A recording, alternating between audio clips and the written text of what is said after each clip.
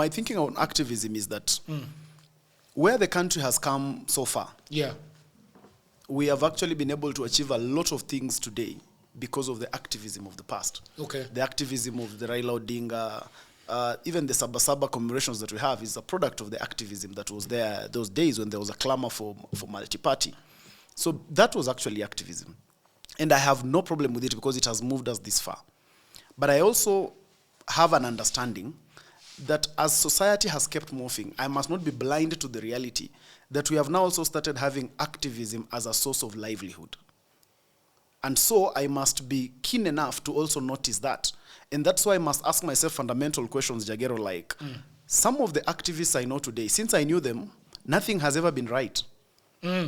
Nothing. What do you mean by that statement? I mean, they have never come out to say something is right in this country since I knew them.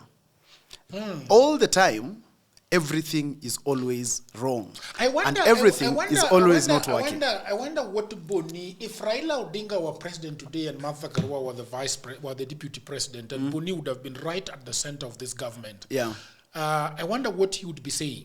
We have had those attempts, Jagero, where we have had, remember, Martha Karua has been a Minister of Justice at some point. And maybe you would tell me what the track record was at the time. Martha Karua has been at the helm of, remember when during the 2007 election. Yeah. And we unfortunately as a country, we moved into a post-election. And one of the things that we saw Martha Karua is a heavy defense on President Kibaki then. And she insisted that Kibaki has to be sworn in. And Kibaki was actually sworn in at night. Yeah? So it is not like we have not had attempts before where activists have actually been able to come to the fore, and we can be able to see what really happened. Not to mean that I have a problem with the activism that they do, but what I try to mean is that we as the people, because remember, Jagero, everyone will do what they need to do to put food on their table. Yeah. It is our responsibility as Kenyans to be able to look deeper into that eye and see it for what it is. Okay. Otherwise, we are not going to, if someone is being paid through activism, they will do it to put food on the table.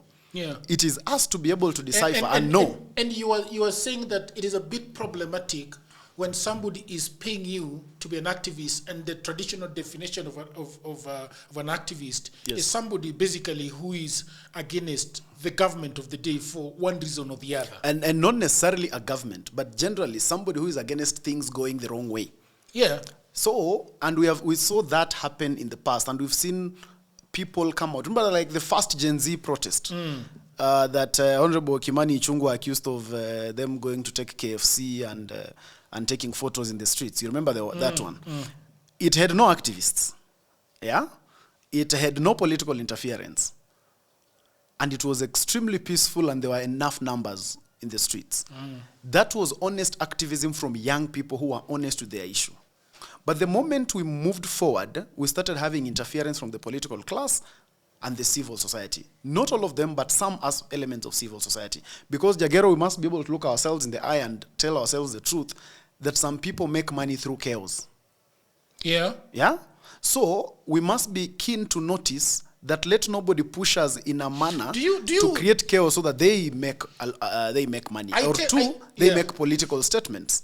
Because we also have that. We have people who are interested in the instability of the country for political mileage, unfortunately. Okay. So we have people who are interested in it for political mileage, and we have people who are interested in it because it is the side of the bread that is buttered. So that is a reality we must also be able to look at straight.